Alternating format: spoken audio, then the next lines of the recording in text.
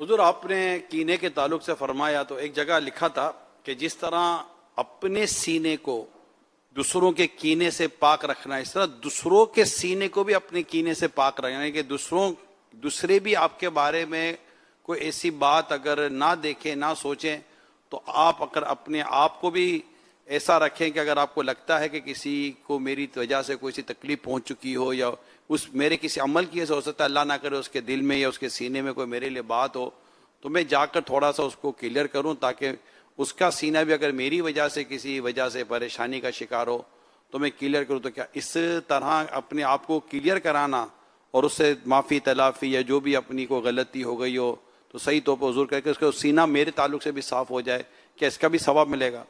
بالکل ملے گا. یعنی چھوٹے باپ کا بنے تو نا اچھا اگر ہے بھی نا تو جا کے صفائیاں اور وضاحتیں شروع ہو جائیں گی. تو میرا مقصد بعض یہ اوقات نہیں تھا. مسائل کھڑے ہو جاتے ہوں گے. اگر واقعی بھول ہوئی ہے یہ نہیں کہتا بھول نہیں ہے تب بھی پاؤں پکڑ لو. اگر واقعی بھول ہو گئی ہے پھر اس میں لیپا تھوپی سے فائدہ کچھ نہیں ہے. اللہ پاک کو سب پتا ہے کس کی کیا نیت ہے. پھر توبہ بھی کرے اور اس سے معافی بھی مانگے. اچھا پھر جیسی بھول ویسی معافی چاہیے اس کو. اللہ اکبر. اب سب کے سامنے تو اس کو آپ نے 2 ٹکے کر دیا جان کے اور گالیاں دی معاذ اللہ جو بھی کیا.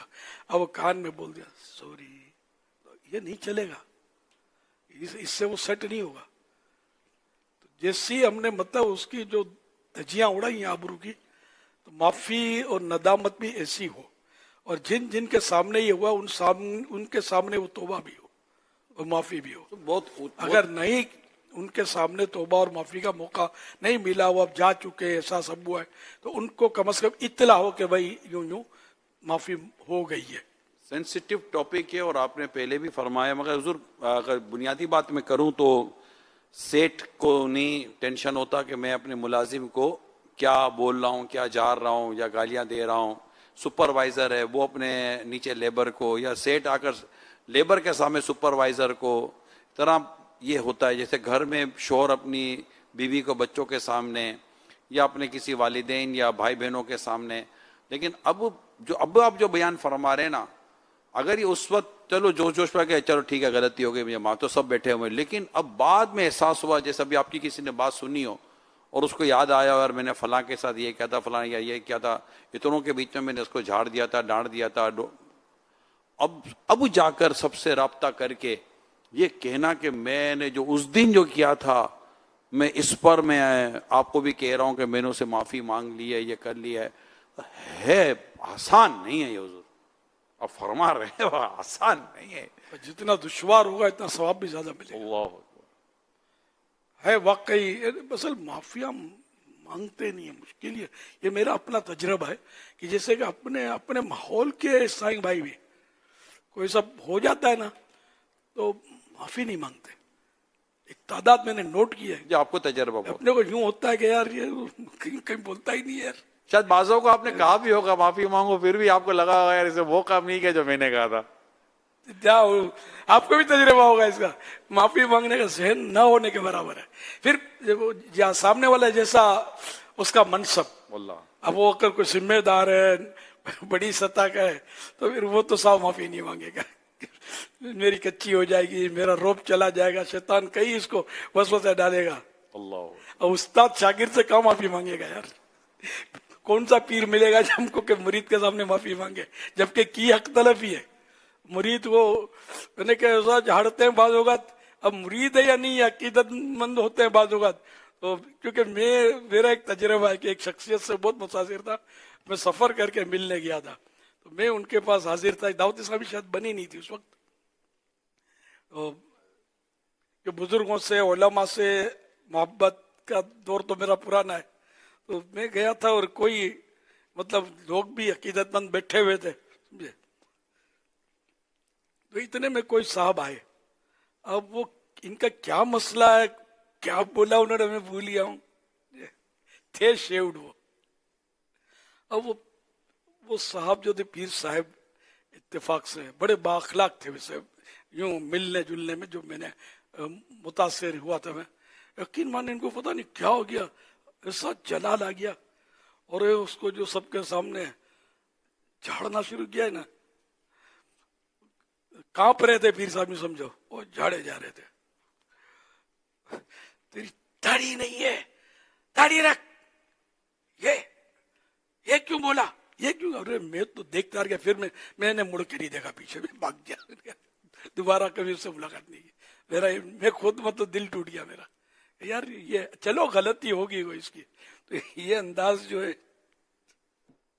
और पता नहीं कितने लोग बदजन हो गए हों वहां जो बैठे थे, सब ऐसे नहीं होते हैं माशाल्लाह,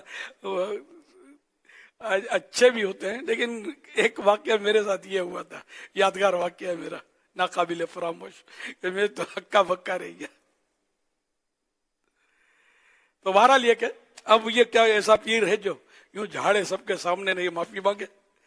अब तो ये तो इसकी माफी तो ऐसी हो कि मतलब आंखों से आंसू के बदले खून निकलने चाहिए। इतनों का ये खून मुबालगा कर रहा हूं, नहीं इतनों के सामने ऐसी उसकी तजलील की बेचारे की, मंगनी हो तो आदमी तोड़ दे, पीर साहब का अकीदतमंद की अपने को नहीं चाहिए। और ऐसा मुखालिफ हो जाए, जो बाद मुरीद ऐसे होते हैं बिल्कुल मिटे हुए होते हैं, आंखें बंद होती हैं। तो खैर, तो बहरहाल उसकी बेचारे की बहुत बहुत बेइज्जती हुई। आओ न पीछे हटने का था ना आगे बढ़ने जैसा था, करे तो क्या करे बेचारा। और ज़ाहिर है कि इतनी हिम्मत भी नहीं थी कुछ अर्ज कर सके, उसने सिर्फ सुनने का काम किया। अब फिर पता नहीं इसने मुरीद था नहीं था, कुछ पता नहीं है क्या किया, आगे कहानी पता नहीं है कुछ भी। तो ये नहीं होना चाहिए, आदमी अपने आप को कंट्रोल करे। बाद ईसाई भाई भी ऐसे होते हैं, वो जब इनकी घूमती है ना, तो आगे पीछे कौन है, अतराफ में कौन है, कौन देख रहा है, कौन सुन रहा है, ना आओ देखेंगे, ना ताओ देखेंगे, ना मस्जिद देखेंगे, ना मदरसा देखेंगे, स्टेट फायरिंग शुरू। ये बहुत बड़ी कोताही है। ये है मतलब जैसे हमें यूं इजी लगता है बोलना सुनना, लेकिन आखिरत के लिए बड़ी खतरनाक बातें हैं ये।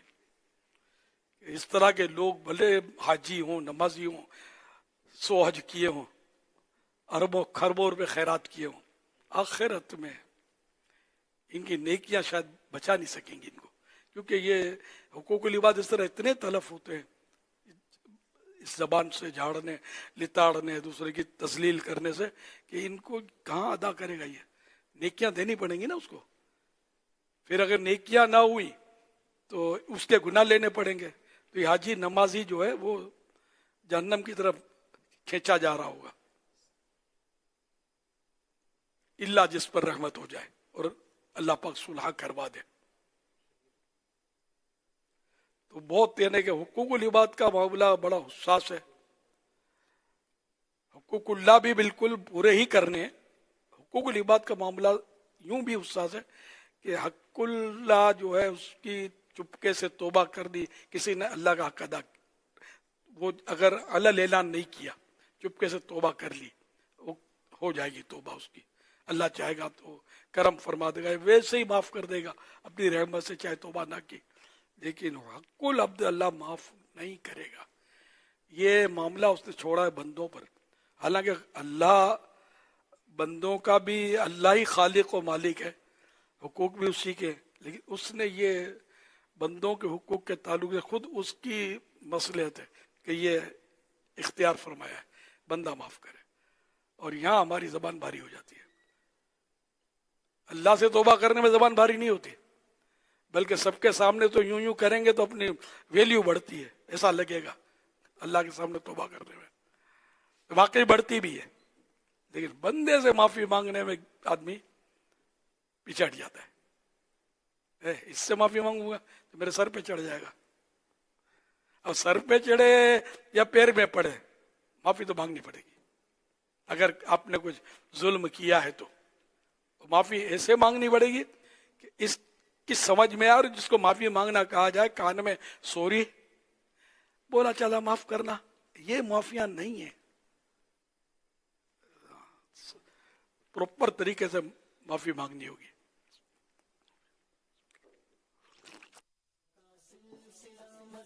अल्लाह तौफीक दे। अल्लाह करेगा मैं से हो जाएंगे, हक़ुल अब्द तलफ ही ना हो हमसे, नरमी मिजाज में आ जाए। सल्लु अलल हबीब सल्लल्लाहु अलैहि वसल्लम। اگر کوئی ملازمت کے لیے اپنی سی وی دے اور اس کی مہارت دیکھ کر یہ اندازہ ہو جائے کہ وہ موزوں نہیں ہے تو کیا اس کی سی وی لے لینی چاہیے اور بعد میں اس کاغذ کا کیا کیا جائے؟ کیا لے لینی چاہیے؟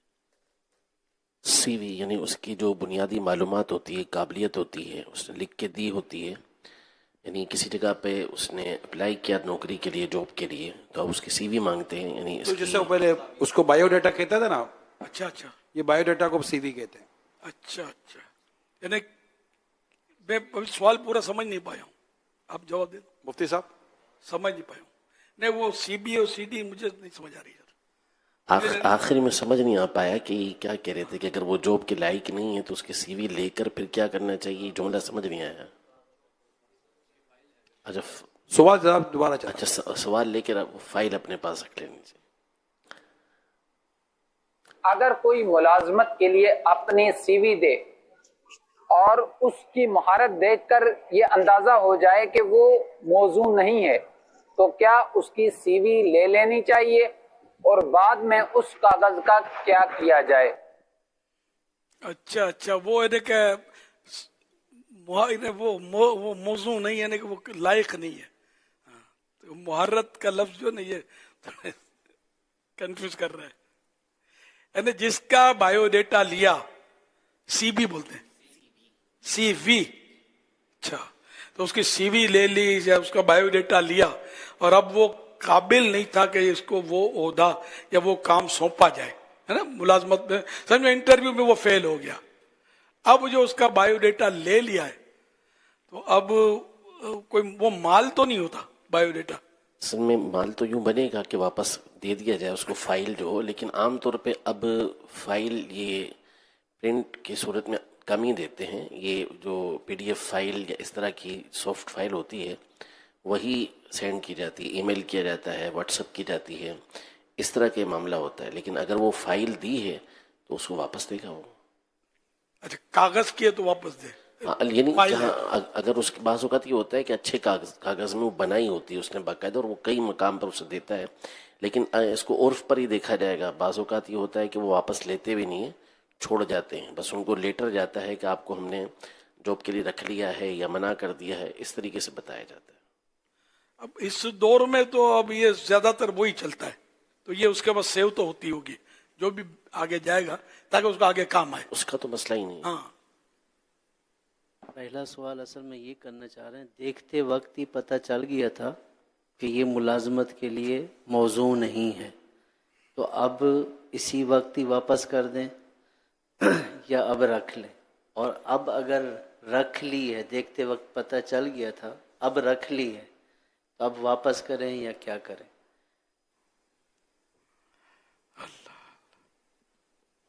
اصل میں فوری منع کرنا یہ ممکن بعض اوقات نہیں ہوتا کہ وہ کہیں گے کہ ابھی تو آپ نے کچھ دیکھا ہی نہیں، معلوم ہی نہیں کیا اور آپ واپس یوں کر رہے ہیں. تو ہوتا یہ عام طور پہ کہ اسے سی وی اس کی رکھ لی جاتی. اور یہ چیزیں ہوتی عمومی طور پر اس طرح ہیں کہ واپس عرفاً کی نہیں جاتی. ہاں کوئی اچھی اس نے فائل بنائی بھی ہو تو بسا اوقات پھر وہ واپس لینے آ جاتا ہے، ورنہ اس کو صرف لیٹر ہی جاتا ہے کہ جاب کے لیے آپ رکھ لیے گئے ہیں یا آپ کو ریجیکٹ کر دیا گیا ہے.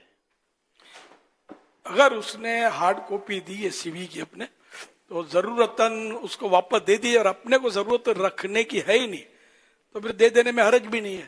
سنبھالنا کہ اس کو ذرا ڈسٹ بین میں ڈالیں گے یا بار ٹھنڈا کریں گے اس کو دے دی جائے. اگر عرف یہ ہے کہ واپس نہیں دیتے، جیسے چٹھیاں لکھتے، اب تو پہلے تو پتہ نہیں، اب تو یہ پہلے چٹھیاں لکھتے تھے، وہ اسکول کی چھٹی ہے اس کو تو اب چٹھی واپس دینے کا عرف تھا ہی نہیں، ماسٹر صاحب نے رکھ لی.